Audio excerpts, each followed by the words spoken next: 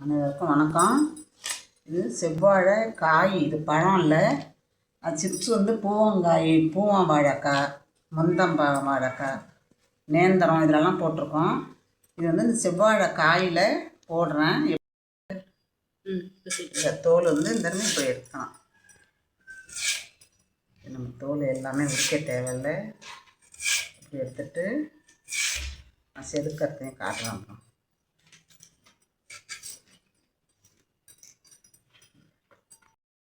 இப்போ இந்த இதில் செதுக்கிக்கிற பாருங்கள் எப்படி செதுக்கிறது.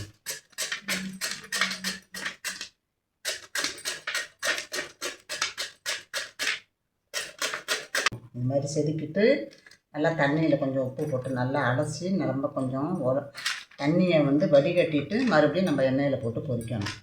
செஞ்சு கரெக்டாக பாருங்கள். எண்ணெய் ஊற்றி காஞ்சிருச்சு. இதில் போட்டுருவோம். எண்ணெயில் போட்டு பொரிச்சு எல்லாம் அள்ளிடுவோம். அள்ளிட்டு இதில் நம்ம மிளகாத்தூள் இல்லை மிளகுத்தூள், காயத்தூள், இதெல்லாம் காரத்துக்கு காயத்தூள், உப்பு போட்டு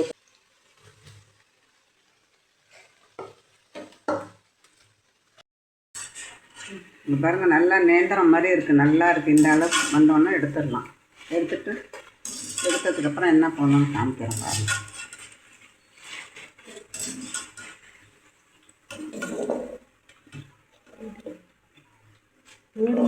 போட முடியாது.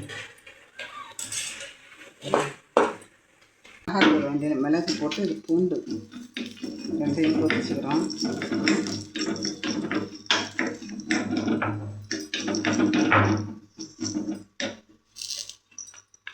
பொரிச்சு இதில் போட்டு இடிக்கல்ல இடிச்சிடும்.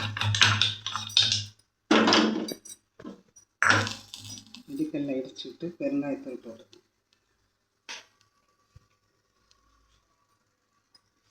அதில் பெருங்காயத்தூள் கொஞ்சம் போட்டு இடிச்சிட்டு அதில் கலந்துக்கலாம்.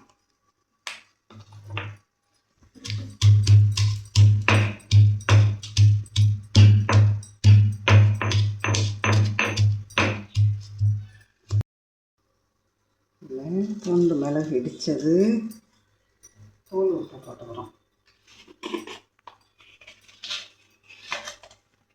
தூள் உப்பு போட்டு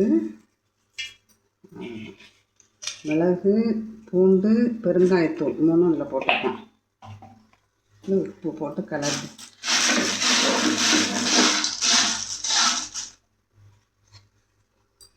இது குழந்தைங்களுக்கு இனிப்பாக நல்லா செஞ்சு பாருங்கள்.